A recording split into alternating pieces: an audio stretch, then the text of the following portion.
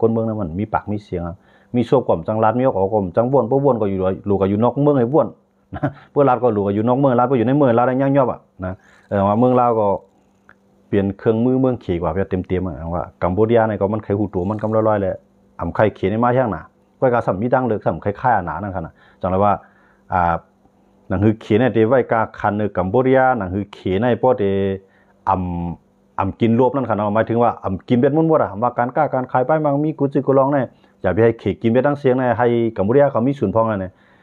หุ้นเสียในที่หลังในหุ้นเสียหุ้นมันเนียดกันออกลูกใต้ของหุ้นเสียหุ้นมันเนียดในทำผิดหมอกตั้งอเมริกันเขาเข้าหลบขึ้นสืบสายสัมพันธ์ลองบุดกือกันขึ้นเอาเนี่ย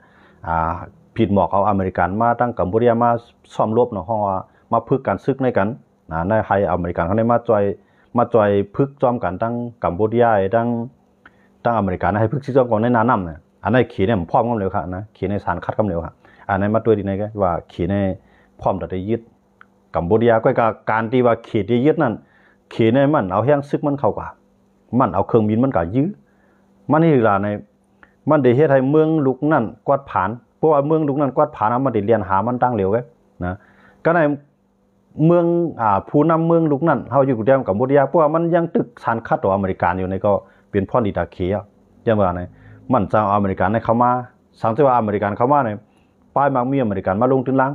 ขี่ก็มาลงตื้นล่างขี่เขียงกันในก้นเมืองได้เกี่ยวภายด้านขี่ลงตื้นล่างได้ด้านอเมริกันลงตื้นล่างในก้นเมืองได้เกี่ยวภายด้านอเมริกันลงตื้นล่างยังว่าขี่ในมันมีเดี๋ยวเอามีเหลียวกันอันปันเนี่ยมี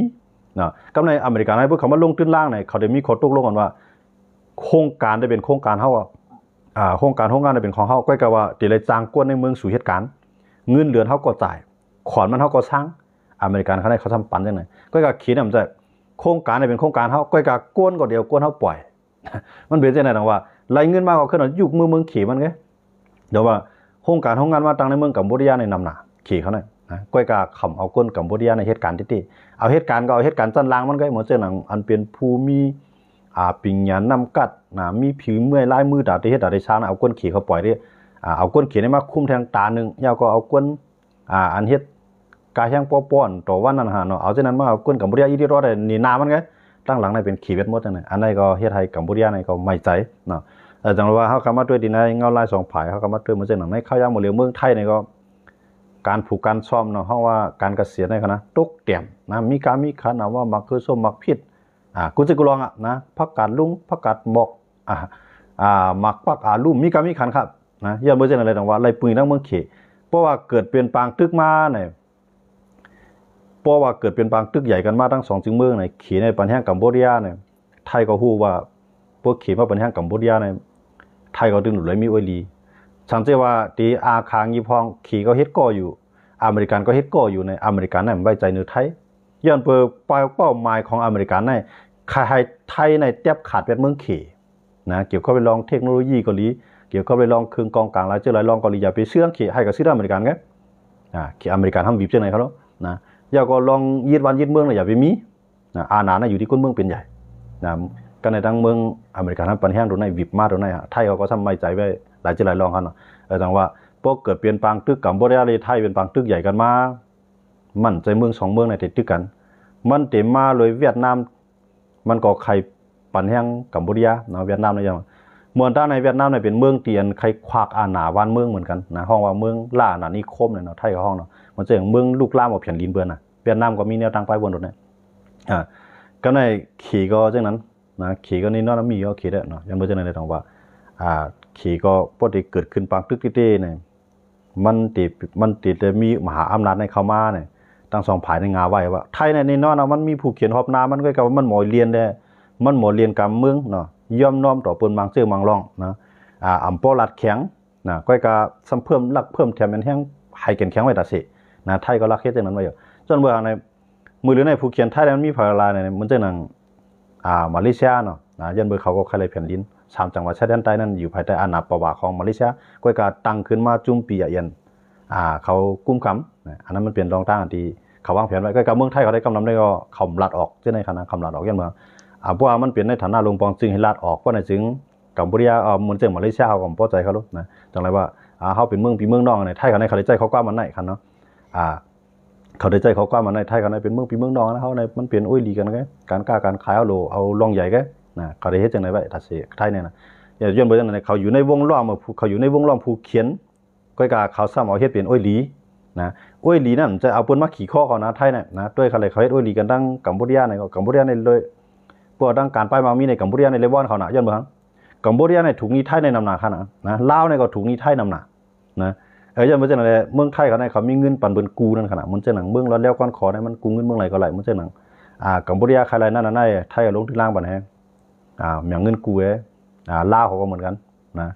ลาวไทยเขาได้ก็เฮ็ดปันสังนั้นเขาสถานีรถไฟเนาะอันไทยเขาเฮ็ดใน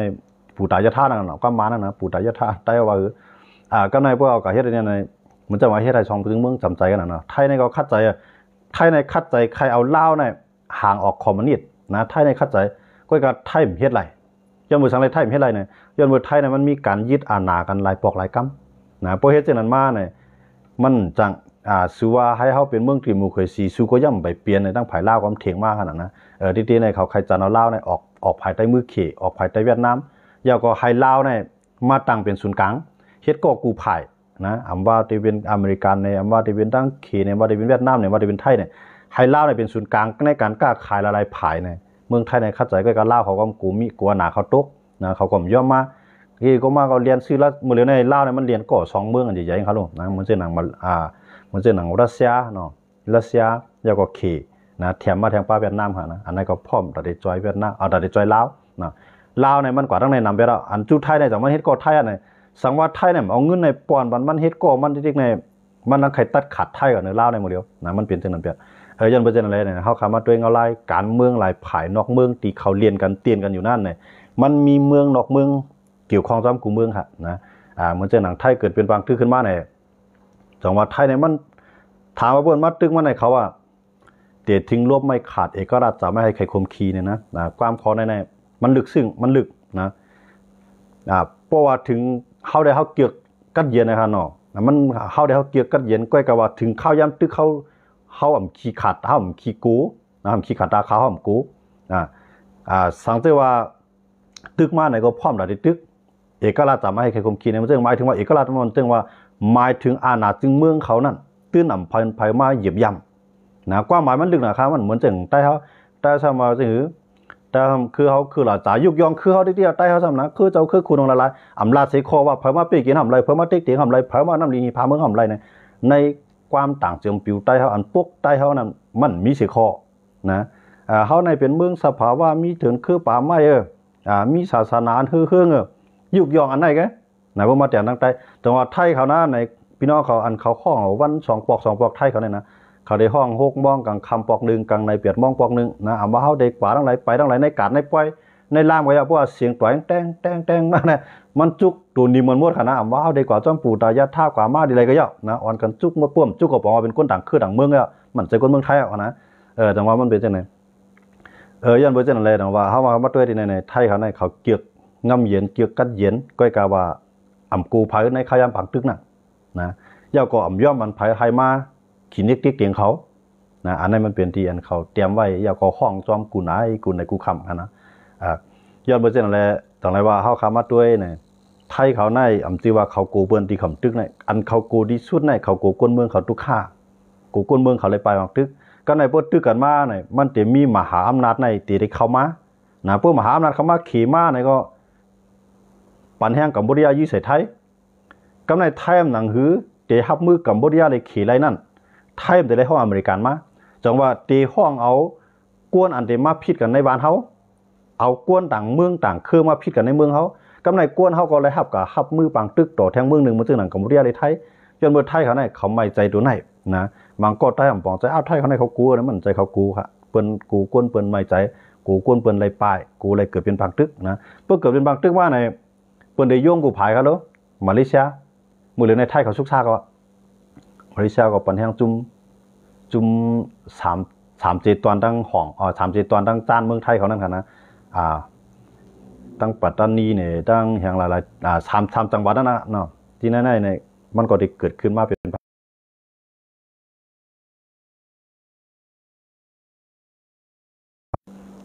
เมืองไทยเขาได้เขาอ่านเกมโดนได้นะเพราะว่าเขาตึกกันดังเพื่อเขาตึกกันดังกัมพูชาไหนมันเดี๋ยวมีมือที่3ในเขามาจ้องกันเดียวนะกำใน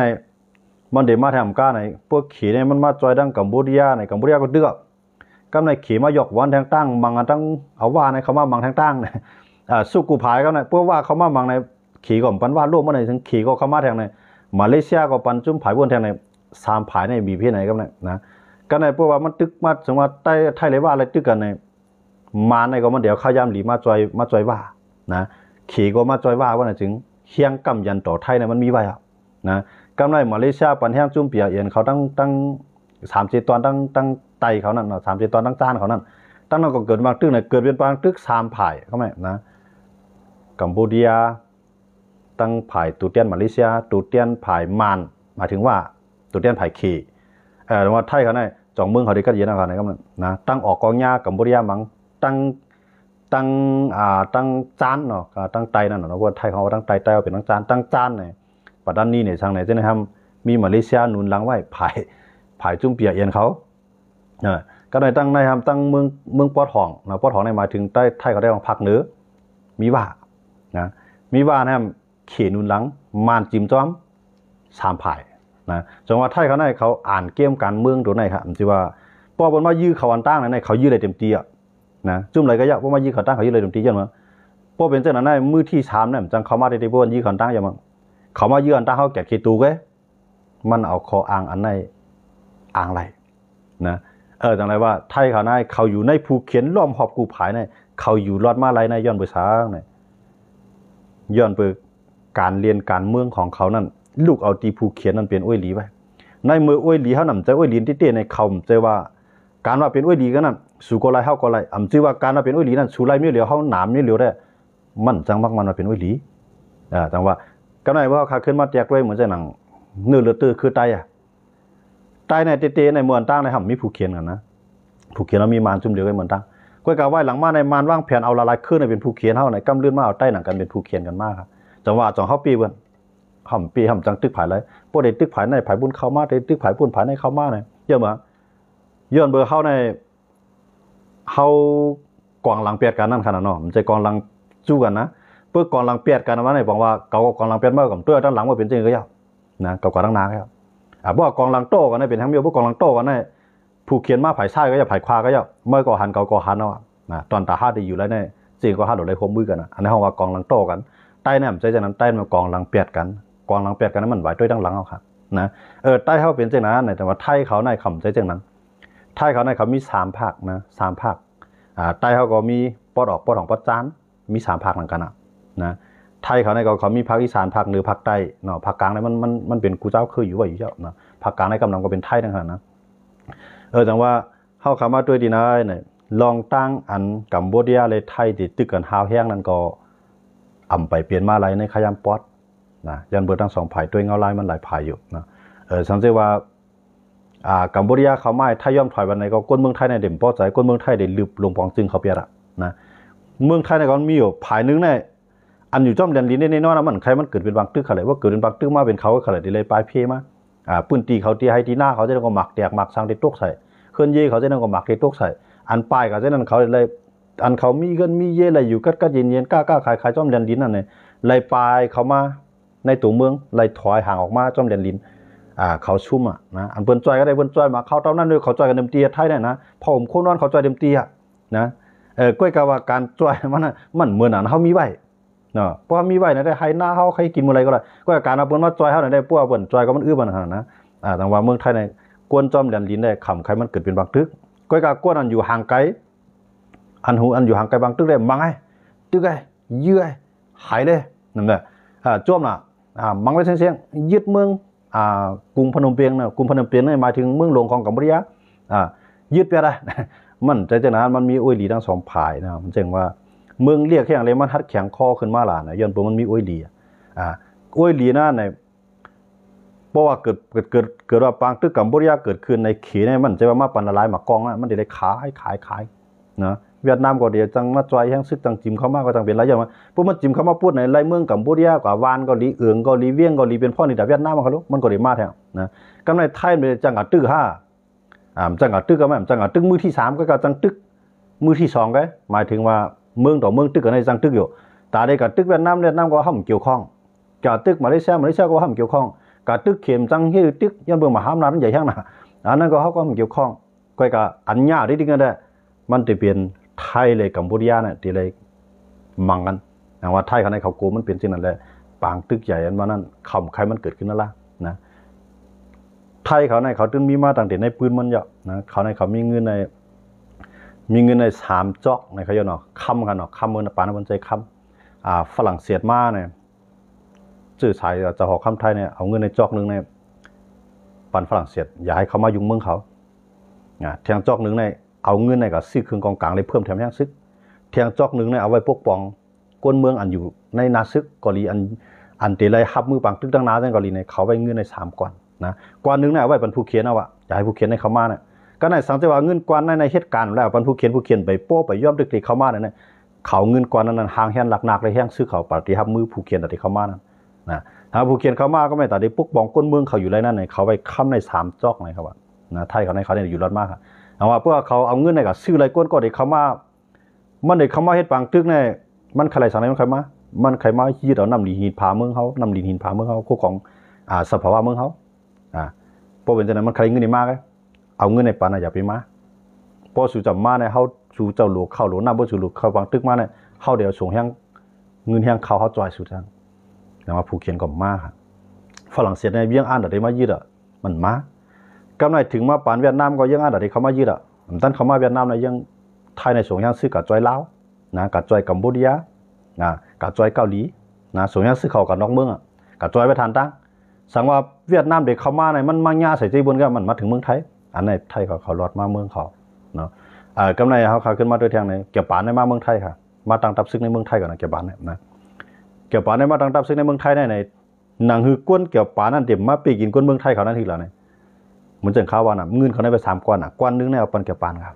เส้นได้สายตั้งเขาหนีเที่ยงสู่ลูกกว่าทั้งเลยเขาเลี้ยงสู่เที่ยงอ่อนสู่กว่าเที่ยงนะก็มันอ่อนเอาเกี่ยวปานอันลูกมันเข้ามาในเมืองไทยเนี่ยอ่อนเอาเกี่ยวปานได้พวกนั้นได้อ่องซานได้มันใครลูกพื้นอังกฤษหนังหืออ่องซานแต่มีเชียงพวกอ่องซานมีเชียงเอาอ่องซานในเดียวเกี่ยวปานในลูกในเมืองไทยเด็กเขาเมืองมันไทยในจอมพองหลวงเมืองไทยในกว่าห้องอ่องซานมา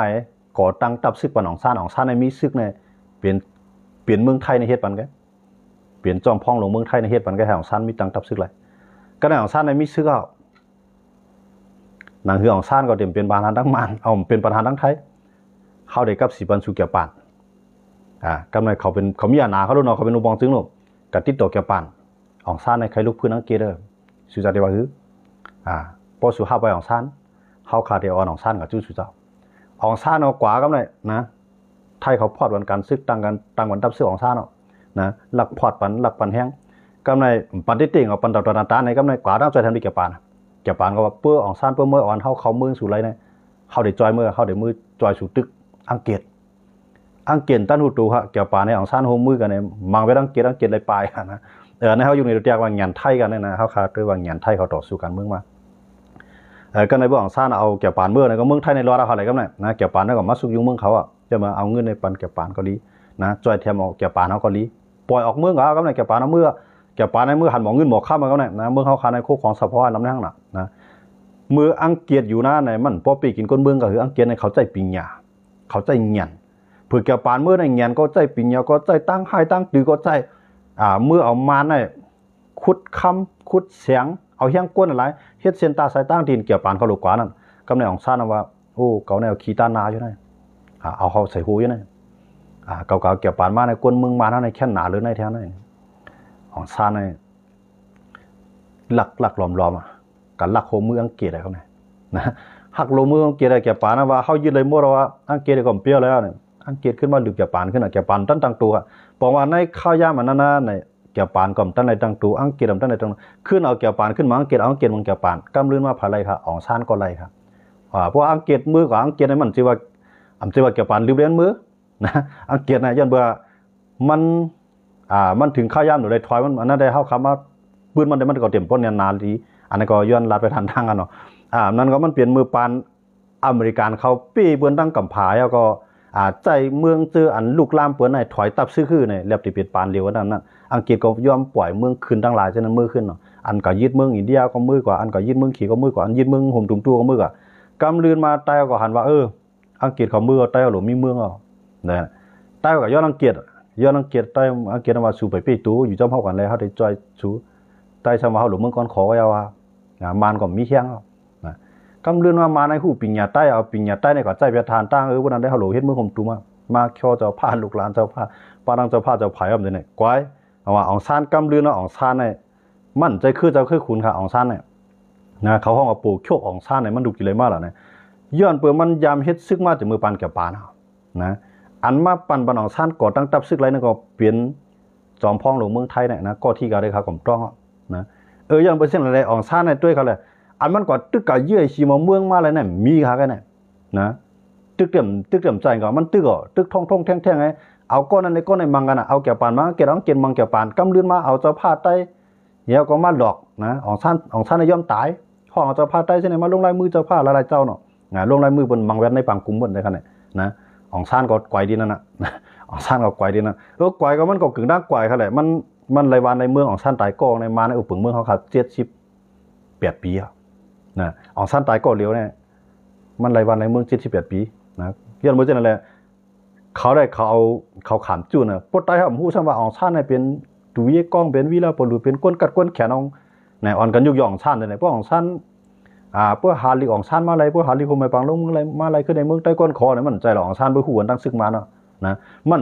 ชื่อเรียกว่าอองซานเนี่ยยิบเมืองหลังเมืองนั้นมันมีซึกก็เหลียวมันเขารู้มันก็ขึ้นบางกลุ่มเนี่ยมันคือเฮ็ดไรค่ะล่ะว่าตีเอาปืนบ้างว่ายื้อเป็ดอองซานเนี่ยเพราะมันเจออองซานก็วางแผนเตะมันหลุมหมดเขารู้เฮียงซึกมีในกับมือหมดหนามันมีมันบ่เป็นปกโชกก็ตาได้ห่มลมเจ้าผ้าได้มันหลุไรซึกเจ้าผ้ามีก็คือมาจ่อยห่มลมเลยเดี๋ยวขนาดอันนั้นใจมีกว่ามาในชิมเบ็ดอองซาน